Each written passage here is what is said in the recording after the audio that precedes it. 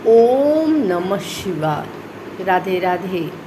आइए सुनते हैं श्रावण सोमवार व्रत कथा। पूजन विधि। श्रावण सोमवार व्रत की कथा सुनने से बरसेगी महादेव की असीम कृपा। श्रावण का माह भगवान शिव को समर्पित होता है। इस माह में सबसे विशेष होते हैं सावन के सोमवार व्रत। श्रावण सोमवार व्रत यानी आज से शुरू हो रहा है।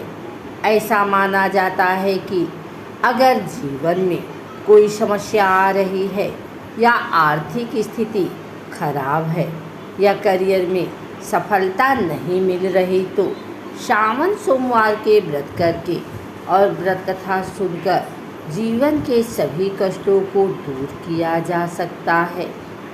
आइए जानते हैं श्रावण सोमवार की व्रत कथा। एक समय की बात है, किसी नगर में एक साहूकार रहता था। उसके घर में धन की कोई कमी नहीं थी, लेकिन उसकी कोई संतान नहीं थी। इस कारण वह बहुत दुखी था।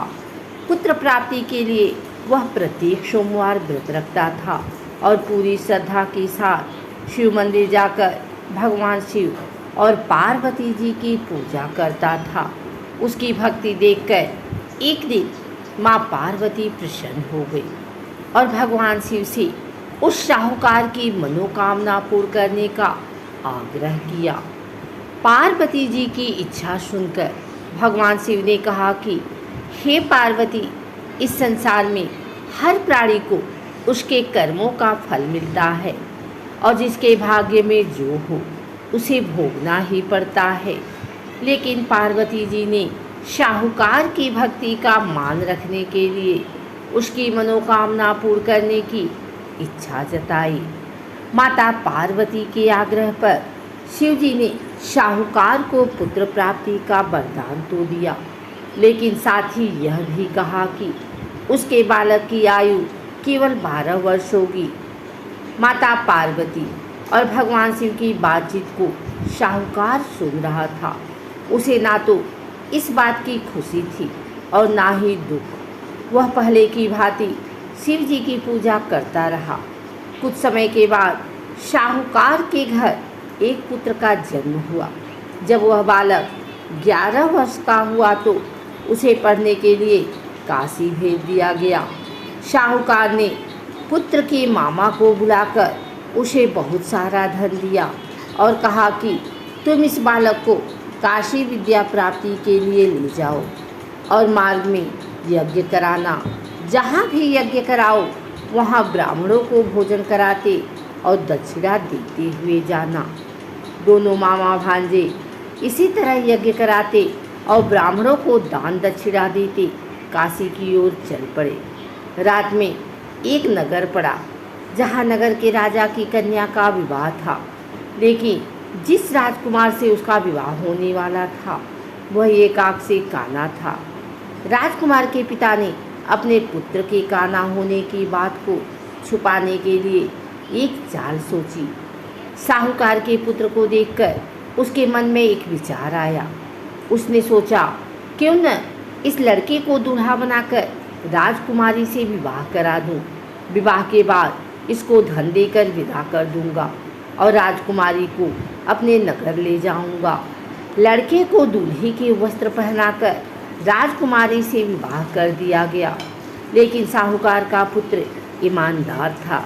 उसे यह बात न्याय संगत नहीं लगी। उसने अवसर पाकर राजकुमारी की चुन्नी के पल्ले पर लिखा कि तुम्हारा विवाह तो मेरे साथ हुआ है, लेकिन जिस राजकुमार के संग तुम्हें भेजा जाएगा वह एक आँख से काना है। मैं तो काशी पढ़ने जा रहा हूँ। जब राजकुमारी ने चुन्नी पर लिखी बातें पढ़ी तो उसने अपने माता पिता को यह बात बताई। राजा ने अपनी पुत्री को विदा नहीं किया, जिससे बारात वापस चली गई। दूसरी ओर साहूकार का लड़का और उसका मामा काशी पहुँचे और वहाँ जाकर उन्होंने यज्ञ किया। जिस दिन लड़के की आयु 12 साल की हुई उसी दिन यज्ञ रखा गया। लड़के ने अपने मामा से कहा कि मेरी तबीयत कुछ ठीक नहीं है। मामा ने कहा कि तुम अंदर जाकर सो जाओ। शिव जी के वरदानुसार कुछ ही देर में उस बालक के प्राण निकल गए। मृत भांजे को देख उसके मामा ने विलाप शुरू किया। संयोगवश उसी समय शिव जी और माता पार्वती उधर से जा रहे थे।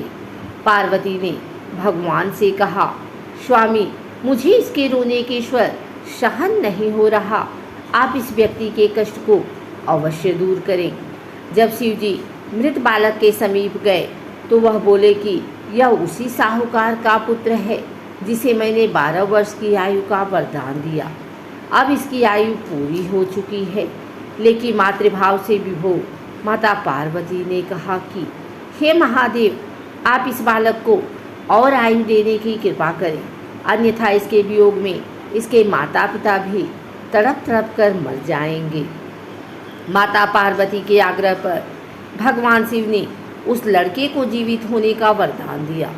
शिव जी की कृपा से वह लड़का जीवित हो गया। शिक्षा समाप्त करके लड़का मामा के साथ अपने नगर की ओर चल दिया। दोनों चलते हुए उसी नगर में पहुँचे जहाँ उसका विवाह हुआ था। उस नगर में भी उन्होंने यज्ञ का आयोजन किया। उस लड़के के ससुर ने उसे पहचान लिया और महल में ले जाकर उसकी खातिरदारी की और अपनी पुत्री को विदा किया। इधर साहूकार और उसकी पत्नी भूखे प्यासे रहकर बेटे की प्रतीक्षा कर रहे थे। उन्होंने प्रण कर रखा था कि यदि उन्हें अपने बेटे की मृत्यु का समाचार मिला तो वह भी प्राण त्याग देंगे। परंतु अपने बेटे के जीवित होने का समाचार पाकर वह बेहद प्रसन्न हुए। उसी रात भगवान शिव ने व्यापारी के स्वप्न में आकर कहा, हे सृष्टि, तेरे पुत्र को लंबी आयु प्रदान की है। इसी प्रकार जो कोई सोमवार व्रत करता है या कथा सुनता और पढ़ता है उसके सभी दुख दूर होते हैं और समस्त मनोकामनाएं पूर्ण होती हैं।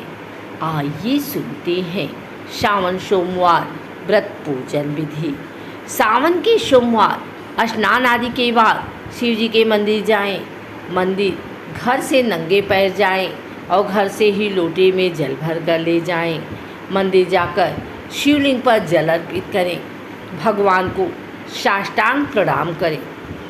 वहीं पर खड़े होकर शिव मंत्र का 108 बार जप करें। दिन में केवल फलाहार करें। सायंकाल भगवान के मंत्रों का फिर जाप करें तथा उनकी आरती करें। अगले दिन पहले अन्न वस्त्र का दान करें, तब जाकर व्रत का पारण करें। अगर आपको हमारी वीडियो अच्छी लगी हो तो इसे लाइक करें, कमेंट करें, शेयर करें। हमारे चैनल को सब्सक्राइब करके बेल नोटिफिकेशन ऑल पर सेट कर लें ताकि आगे आने वाली वीडियो सबसे पहले आप तक पहुंच सके। धन्यवाद।